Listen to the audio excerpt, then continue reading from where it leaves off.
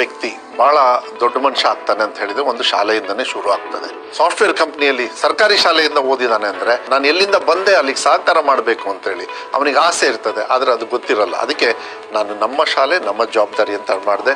500 ರೂಪಾಯಿಂದ ಹಿಡಿದು 5 ಕೋಟಿವರೆಗೂ ಕೂಡ ಇವತ್ತು ಆ ಶಾಲೆಯಲ್ಲಿ ಅವರು ಓದಿರ್ತಕ್ಕಂಥ ಶಾಲೆಗಳಿಗೆ ಸಹಕಾರವನ್ನು ಮಾಡಿದ್ದಾರೆ. ಸರ್ಕಾರ ಎಲ್ಲ ಮಾಡುತ್ತೆ, ಅದ್ರ ಜೊತೆಗೆ ನೀವು ಕೂಡ ಕೈ ಜೋಡಿಸಿದ್ರೆ ಅದು ಆರ್ಥಿಕವಾಗೋ ಯಾವುದಾದ್ರೂ ಒಂದು ರೀತಿಯಲ್ಲಿ ನೀವು ಶಕ್ತಿಯನ್ನು ಕೊಟ್ಟರೆ ಅದು ಎಲ್ಲ ಒಂದು ರೀತಿಯಲ್ಲಿ ನಿಮಗೆ ತೃಪ್ತಿನೂ ಕೊಡುತ್ತೆ, ಮತ್ತು ಆ ಮಕ್ಕಳ ಭವಿಷ್ಯಕ್ಕೂ ಕೂಡ ಸಹಕಾರ ಆಗುತ್ತೆ. ನೀವೊಂದು ಜವಾಬ್ದಾರಿ ಸ್ಥಾನದಲ್ಲಿ ಇದ್ದೀರೋ, IAS ಡಾಕ್ಟ್ರು ಏನೋ ಒಂದು ಇದ್ದೀರಿ ಅಂತ ಹೇಳಿದರೆ ಸ್ವಲ್ಪ ಹಿಂದೆ ತಿರುಗಿ ನೋಡಬೇಕಾಗುತ್ತೆ.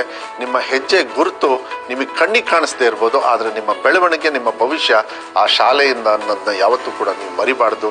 ನಾನು ಕೂಡ ನಮ್ಮ ತಂದೆ ಓದಿರ್ತಕ್ಕಂಥ ಸರ್ಕಾರಿ ಶಾಲೆಗೆ ನನ್ನ ಸಂಬಳದಲ್ಲಿ ನಾನು ಕೂಡ ಕೊಡುಗೆಯನ್ನು ಕೊಟ್ಟಿದ್ದೀನಿ. ಕೊಡುಗೆ ಅಲ್ಲ, ಅದು ಜವಾಬ್ದಾರಿಯನ್ನು ಇಟ್ಟಿದ್ದೀನಿ. ಮಾನ್ಯ ಸಿದ್ದರಾಮಯ್ಯ ಸಾಹೇಬರು ಕೂಡ ಮುಖ್ಯಮಂತ್ರಿಗಳಾಗಿ ನಾನು ಈ ಸರ್ಕಾರಿ ಶಾಲೆ ನಮ್ಮ ಹಳ್ಳಿಯಲ್ಲಿ ಇಲ್ಲ ಅಂದಿದ್ರೆ, ಇಲ್ಲಾಂದ್ರೆ ಆ ಥರದ ವ್ಯವಸ್ಥೆಗೆ ನಾನು ಏನಾದ್ರು ಸಹಕಾರದಿಂದ ಶಾಲೆಗೆ ಹೋಗಲಿಲ್ಲ ಅಂದರೆ ಈ ರಾಜ್ಯದಲ್ಲಿ 2ನೇ ಬಾರಿ ಮುಖ್ಯಮಂತ್ರಿಗಳು ಆಗ್ತಿರ್ಲಿಲ್ಲ ಅಂತ ಹೇಳಿದರು. ಆ ಸರ್ಕಾರಿ ಶಾಲೆಯನ್ನು ನಾನು ಜವಾಬ್ದಾರಿ ತಗೊಳ್ತೀನಿ. ಅವರು ಸಹಕಾರ ಏನು ಮಾಡಿದ್ದಾರೆ ಅದೇ ರೀತಿ ನೀವು ಮಾಡಿ. ನಮ್ಮ ಶಾಲೆ ನಮ್ಮ ಜವಾಬ್ದಾರಿ.